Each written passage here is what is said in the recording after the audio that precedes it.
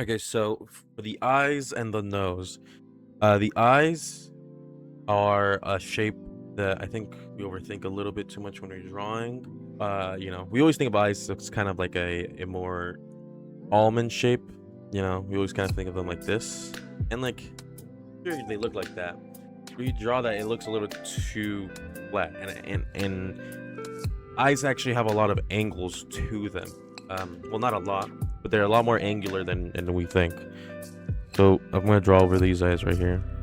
See if these eyes, they kind of go like this and like that, more like. So you can do this little thing for the top eyelid, uh, top eyelid's angles, and the bottom ones will be kind of like this, like that kind of.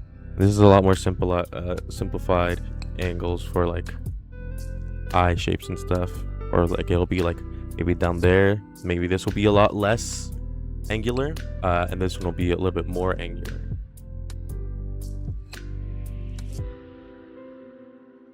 I'm gonna show the angles of the eyes is a lot more of a simple shape to draw than if you're trying to make a perfect kind of like this shape. And once you get good at drawing eyes, you can probably just do one of these probably, or if you want to do like more anime-esque eyes, do like this, depending on what style of eye you want to draw, because we're learning how to draw more normal human faces. This is kind of the view of what the eyes look like, more kind of diagram. They're very angular like this. They have lots of angles, so don't need to worry about them too much. Eyes are also balls. They're a sphere, right?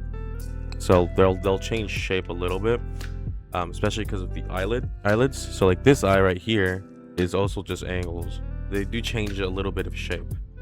Get in your head to always think of eyes as just spheres. So I'm gonna draw these as spheres real quick. One sphere here, here. The eyelid would kind of be like this, and then bottom eyelid kind of like this, and the overlapping eyelids will help see a lot more greediness. Now you see this eye a little bit is getting cut off by the nose. So if it's a lot more of a 3/4 angle of the face, the nose might come in a little bit like this and cut off part of the nose.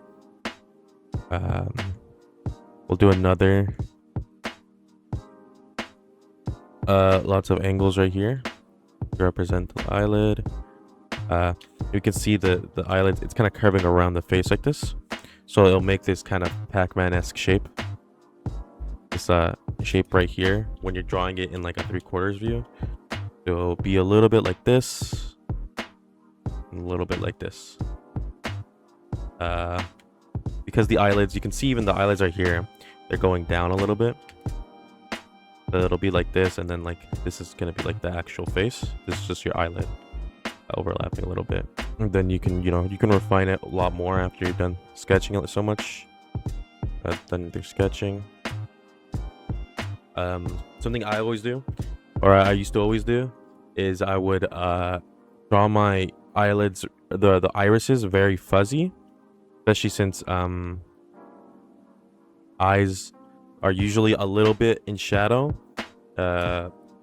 Remember the goggles, and if you're drawing the goggles from like the last lesson, where you kind of shade the eyes in and like as kind of goggles on top, whatchamacallit, the eyes will be typically in the middle of those kind of goggles that you draw. So if you're having trouble for placement, putting them in the middle of those goggles does help. But just know that eyes are just kind of angles. They'll be like this shape, or maybe they'll be like this shape. Really depending on what eye shape you're going for.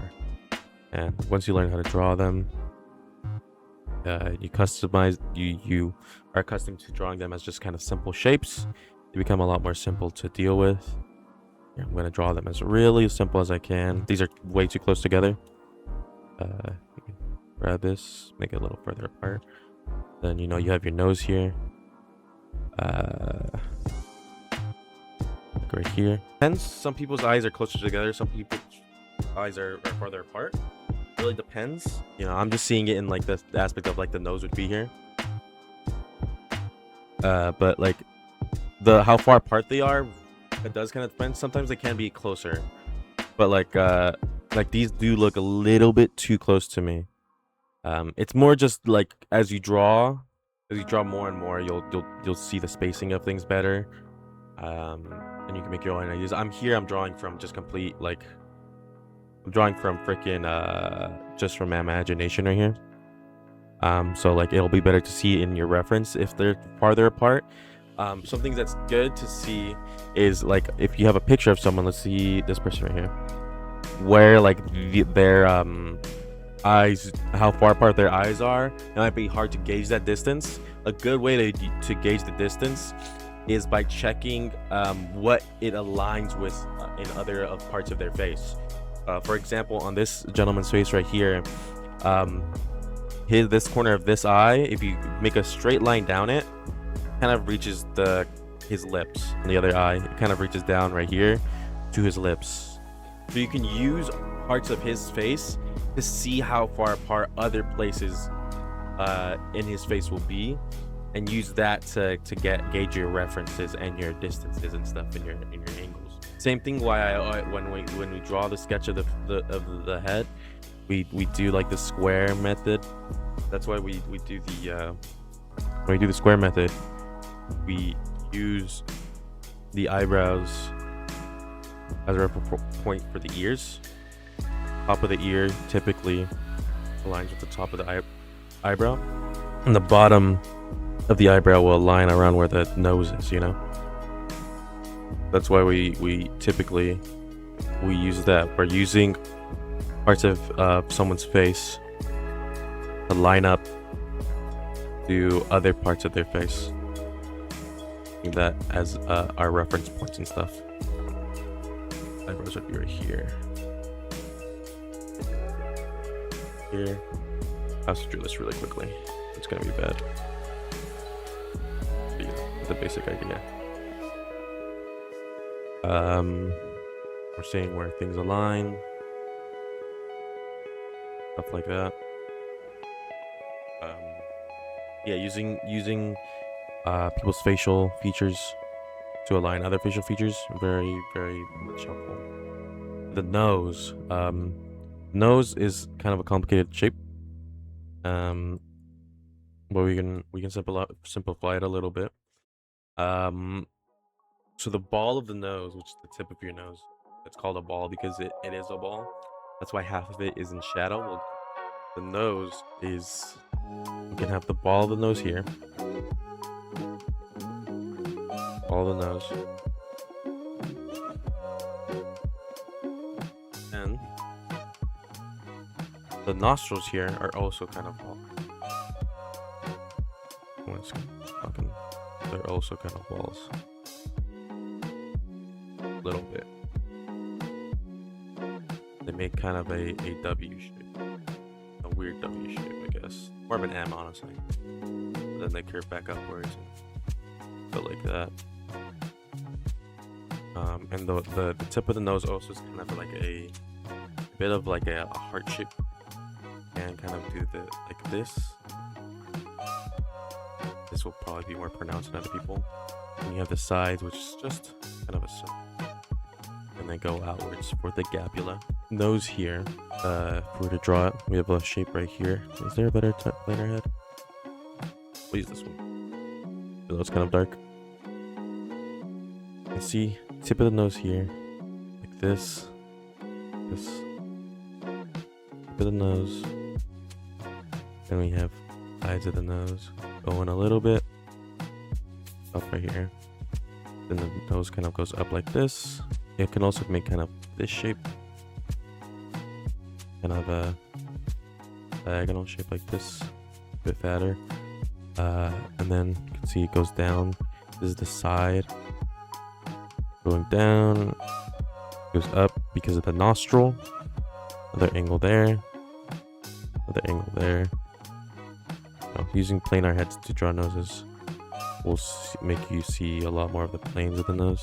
All the intricate little shapes. You probably won't draw the nose like this every single time. Definitely won't, because it's going to be way too tedious. But doing this practice a couple times will help a lot with seeing the, planes. It'll get used to the very complex shapes of it. Here we have the side of the nose. You see it a little bit on this side. This is a bad drawing, but it does show us a lot of the planes, where things will be in shadow, where things won't be in shadow, which will help for reference when you do draw it later. If I were to simplify that shape, I would probably do more of I'll start at the ball, so I'll do a ball shape. You could do kind of like this, depending on the angle. And I'll do the ball shape like this. It'll be a little bit wider because we're looking at it from this side of the ball. So the little point of the heart here is going to be a little offset. Then we make the W or M shape. So do a bit of an M here, wider M here because we're looking at it more from this angle. And then it goes back up. Make the W a little bit less here. Tip of the nose is a little bit more pronounced here, and then it'll go up like more like this shape. You just do this, and then you imply the rest of the shape with shading. Not very. We don't have to complicate it too much. We have the gabula. Goes in a little bit.